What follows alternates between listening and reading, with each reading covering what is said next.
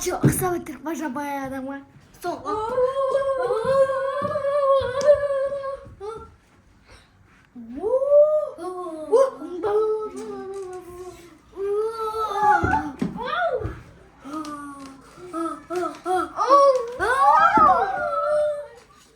Qo'shnilar so'zbен so'ylasa yaxshi.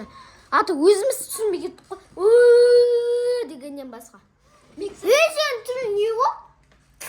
Turg'ilari. O'zimiz yaxshana bo'yagan jo'qmiz ba deb. Zibol bubinko. Наша, сен вообще-то ана баяғы замандағы жабайы адамсың ғой, сен бұны білмейсің ғой? Бесік деген не екенін білмейсің ғой? Мен жабайы екенмін ғой, мен бесікті білмеймін ғой.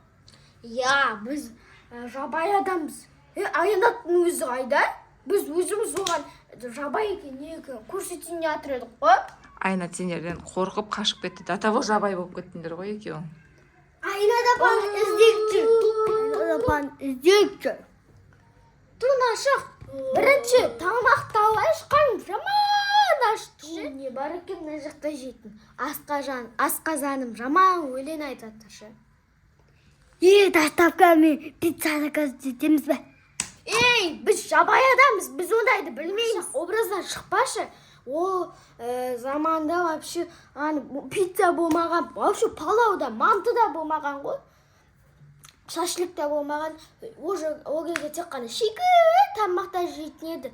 Сондай тағам бар ма? Ол шикі қалай жейді? Онда неге шикі демейді? Неге қазір онда пісіреді? Базардан сатып алып жей салмай ма бәрі? Сонда адамдар шаршамай уақыт істемейді. Неге айтпақшы?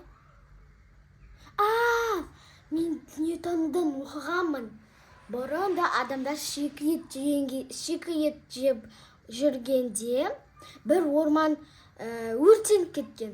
Ол еще орман қалың еді. Сол орманда енді қалың болған соң көп жануарлар болады. Өрт шығады, я? Я, жануарлар көп болады ғой енді. Потом ол өрт шығады да ол жақтан. Қатты өрт болады. Жануарлар мен ағаштар піскенше жаман қатты өртенеді. Адамдар оны олай бұлай сөндіре алмайды өртті.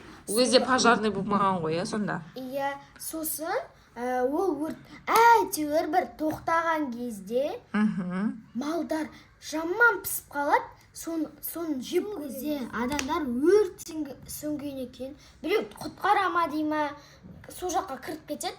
Сосын бір аңдарды алады, сөйтеді да. Нашақ деймін. Нашақ тұр. Тыңда дальше. Сөйтіп, сол жабай адамдар кіреді да, сол аңдарды жеп көреді. Піскен аңдарды ма? Өтке сөніп қалғанда, я? Иә. Солар жеп көрсе, олар сөйте, ол піскен ет, ана шикі етке қарағанда одан да күшті екен да. Содан бері олар пісіріп, етті солай жеген. Ал қазір болса... Қуырдақ солай шыққан десе? Ал қазір болса, олар шикі ет жемейді, потому что олар шикі дейді, потом ұнамайды дейді. Бірақ дұрыс қой, шикі етті пісіріп жеген дұрыс, өйткені ол жақта неше түрлі нелер бар. Құрттар болуы мүмкін, иә? Микроб. Тұн ашық. Осы түнде ұйықтамаған сияқты. Айтпақшы, мен қарным жаман ашып қапты ше. Не бар? Тағықты жейді. О, қамыз!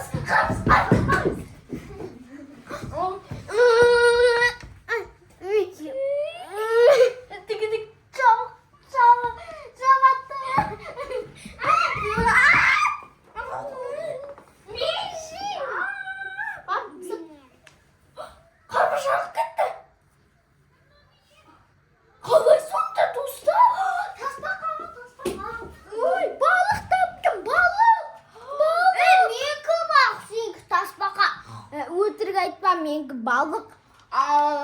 Менікі балықта. Кет бар. Екі де бар.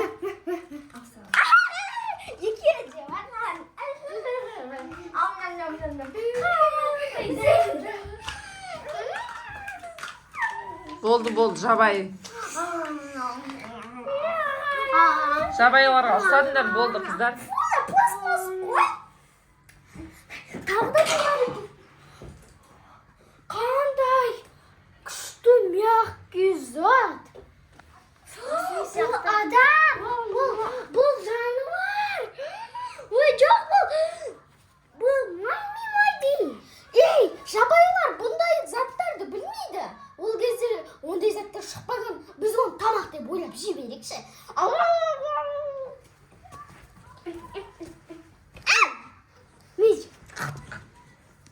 Мұнда мен сені жейм.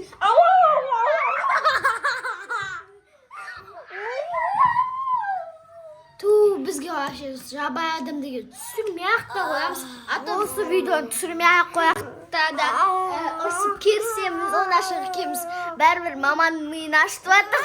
Адамды түсірмей ақ та ұрса аламыз біз ашық екеміз.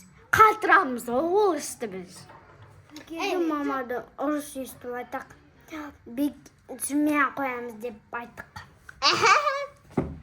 Иә, қыздар, негізінде бір спокойно болатын не жоқ па екен? Қазір хит болып атқан, челлендж болып атқан, иә? Ұрыспайды, өте білесің. Беске мен жатам.